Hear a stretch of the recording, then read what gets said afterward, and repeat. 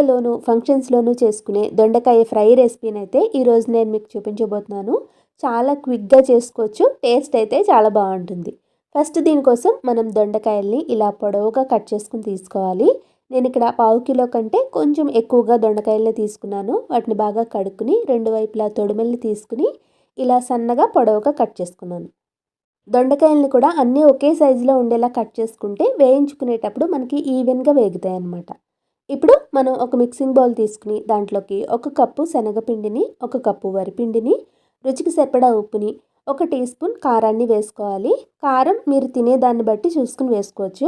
అలాగే 1/2 tea spoon జీలకర్రని కూడా వేసుకుని వీటన్నింటినీ ఒకసారి బాగా కలుపుకోవాలి. తర్వాత మనం కట్ చేసి పెట్టుకున్న దొండకాయ ముక్కల్ని వేసుకుని ఈ ముక్కలకి ఈ పిండి అంతా కూడా బాగా పట్టేలాగా ఒకసారి బాగా కలుపుకుని దీంట్లోకి కొద్ది కొద్దిగా వాటర్ని పోసుకోవాలి.